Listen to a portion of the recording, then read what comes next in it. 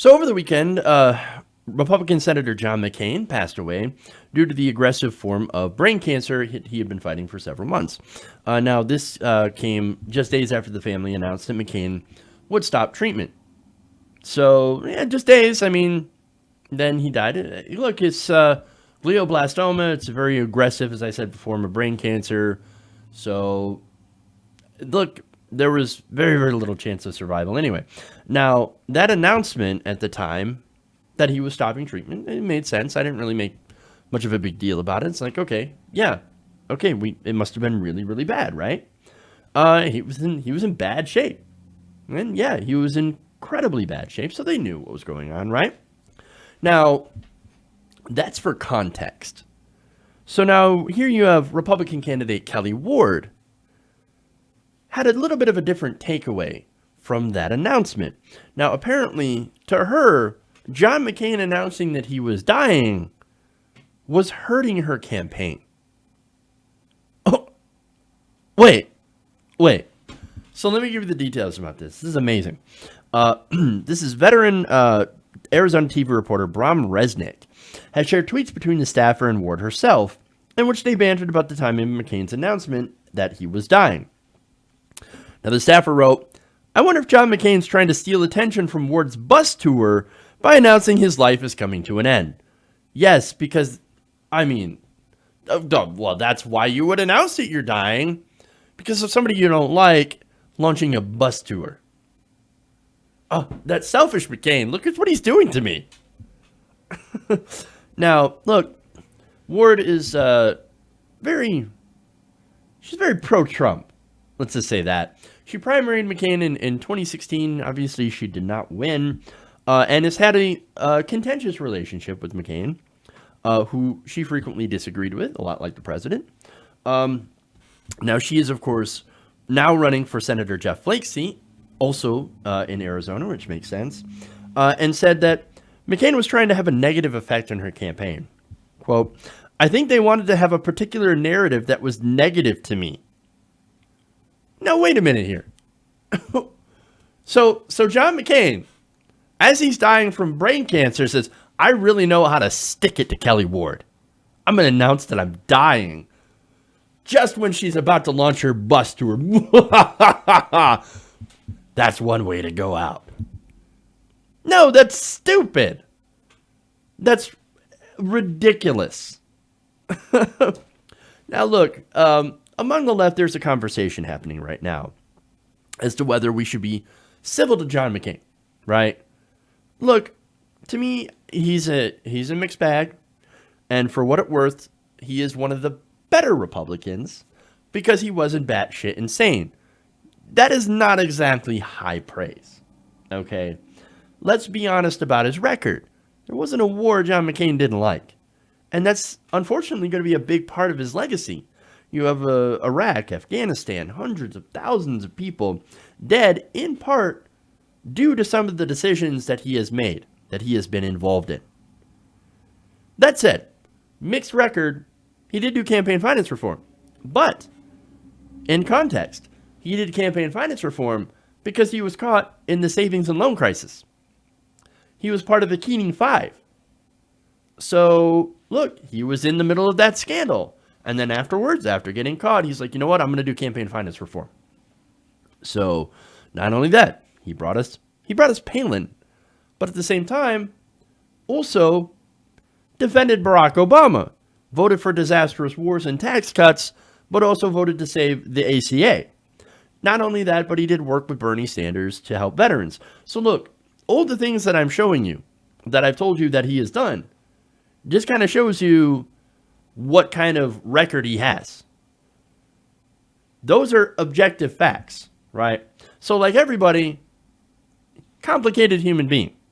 Maverick, nah, not necessary. Not necessarily, but you can see, you can say whatever you want about that. How we refer to him and remember him is proving to be a very divisive subject of intense conversation that's happening on the left. And there's a lot of nuance involved, and there's a lot of, well, he did some bad things, he did some good things, or no, he did totally bad things. Look at it from a perspective of somebody who had, for example, lived in some of those countries or has people, family members in the Middle East that have been subjected to these bombings and things like that. Okay, so we've got a big difference of opinion here. And I'm not saying my personal opinion on this. I'm just saying that there are factions that have different opinions on this. That's what the left's doing. On the right, we have conspiracy theories. And look, not only that, but Fox News had to disable comments on their YouTube videos from people on the right who were saying terrible and untrue things about McCain. See, at least when progressives criticize, we criticize from a place of, oh, this is the facts. Yes, he was involved with bombing people. And he was involved in war, and he and Lindsey Graham had conspired to try to get into war with Iran. But on the right, you have things like, I can't believe he would die to ruin my bus tour. How dare he?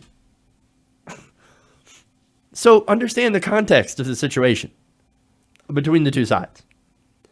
The Republican Party is now the party of Trump.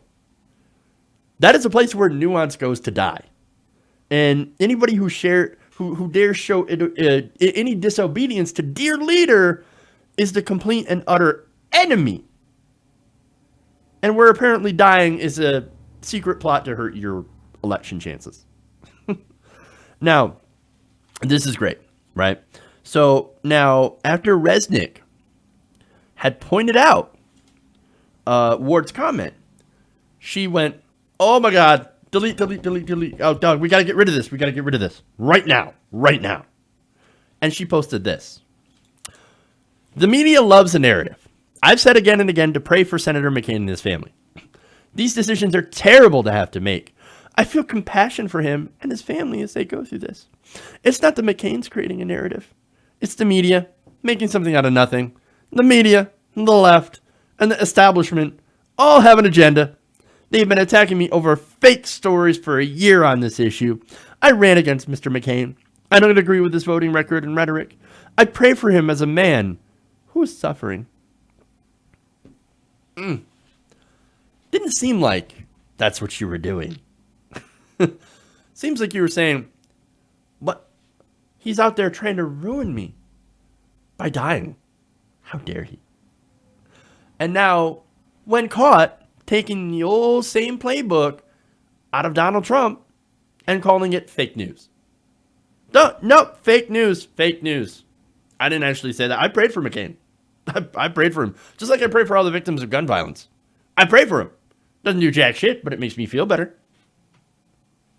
Makes me feel absolved from doing anything wrong. I didn't do anything wrong. Well, you're doing, it's the left. It's the media. Fake news. Sad. Baby. Look, man, she had the conversation. We caught it. Just saying.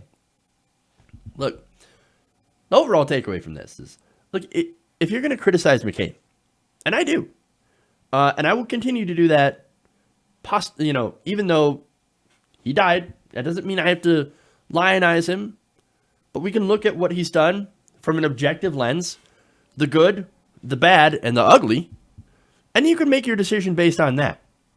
If you're going to criticize McCain, at least do that. At least be honest about it. Instead of first criticizing him for something as ridiculous as dying and the timing of his death, and then going back and saying, oh, no, what I said before this fake news didn't actually happen. Come on, man. Hey, everybody, thanks for watching this video. If you want to see more like this, please hit the subscribe button below. And if you want to support truly independent progressive media, please consider becoming a patron at patreon.com/TYTNation.